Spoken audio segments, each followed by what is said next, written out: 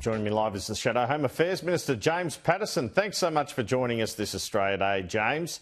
Peter Dutton announced his new front bench yesterday. You stay in the same job.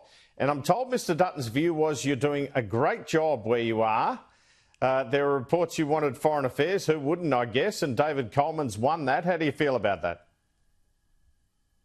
Well, happy Australia Day, Andrew. And Peter Dutton and I had a very open conversation about the portfolio that I can have the greatest impact in.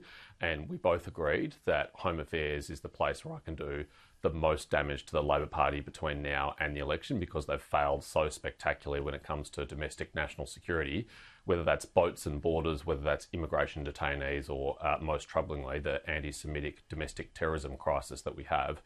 The truth is that serving in any national security portfolio is an immense privilege. And if I were to be appointed as the Minister for Home Affairs after the next election, that would be the greatest honour of my life. Was this a snub to Susan Lee? Deputy normally chooses their portfolio. It's been reported she wanted Foreign Affairs. Oh, look, I've seen those media reports too, Andrew, but that's a matter between Peter and Susan. I've got immense respect for Susan and the political impact she has on our behalf. She's got a hell of a work ethic. She travels the breadth and depth of this country, visiting electorates far and wide, and she does an outstanding job for us and is a critical voice in the public debate. And I'm pleased to see her continue in a very senior role. And Mr Dutton's put Jacinta Price into government efficiency. Are we going to see some Trump-style initiatives here? Well, we're an Australian political party and we're a sovereign nation, and we'll be having a range of initiatives that are what we determine are in our national interest, and Jacinta will be at the heart of finding those efficiencies and savings and rooting out the waste that the Labor Party has engaged in over the last 2.5 years. Because frankly, when family budgets are stretched, what we need is some discipline in the federal budget, and that has been completely absent, with more than $300 billion of new spending added by this government over 3 budgets. We do need to rein in that wasteful and reckless spending, because it is putting upward pressure on interest rates, and that is keeping inflation higher for longer than it should be. Well, you heard the Prime Minister on our program this morning. He thinks he's always been underestimated and can win this election. What do you think? Well, this election will be very competitive. It will be very close. The polls are indicating that federal elections in Australia are almost always very competitive and very close. I think as we get closer to the election, though, the choice is going to be clear. It is either going to be a returned Albanese Labor government in minority in some form of coalition with the Teals and the Greens, or it will be a Dutton coalition majority government. I think that's the only 2 choices that are likely to be available to the Australian people on election day. And if they do want to get our country back on track, if they do think they cannot afford another 3 years like the last 3, then the only choice is a change of government, and that's by voting for your coalition candidate. And he said, the PM, he said, had Mr Dutton been in power the past 3 years, inflation would have been worse. He also appeared to say his promise to cut power bills by $275 at the last election was not a broken promise, because the world had changed since then. What did you make of all that? Well, the Prime Minister's broken a number of promises, whether it's on superannuation, whether it's on personal income tax cuts, whether it's on his $275 promise of reduced power bills. And the Reserve Bank Governor has been very clear about inflation. She has said it is a homegrown phenomenon. It is not something that's being driven from overseas anymore. And it's very clear that the decisions of this government have made the inflation crisis facing Australians much worse.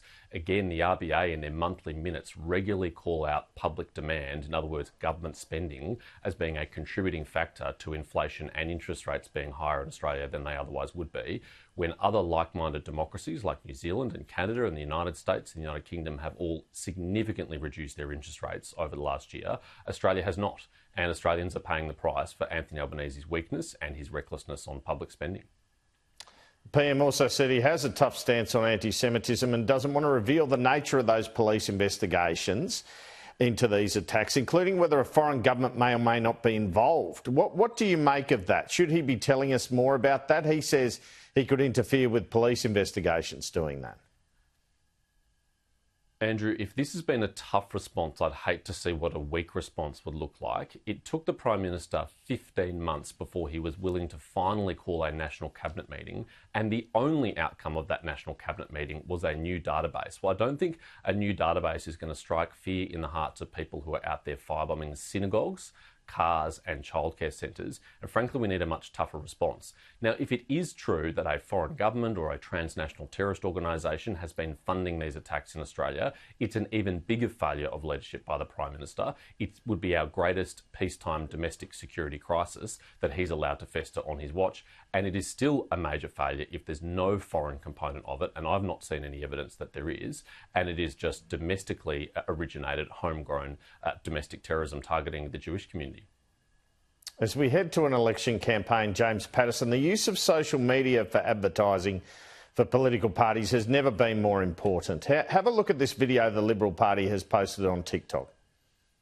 I bought a property in Egypt, and what they do for you is they give you the property. That's sick, but I tried to buy a property in Australia, and what they do for you is they charge you massive amounts of money, an average of nearly $1 million, as Labor have caused a housing crisis. Authorised, A. Hurst, Liberal Party, Canberra. Using a popular meme, I believe. Now, Mr Patterson, you've said before you'd like to see TikTok banned in Australia, like the American ban, yet your party seems perfectly happy to use the site to try and get elected. Is there a bit of a contradiction here?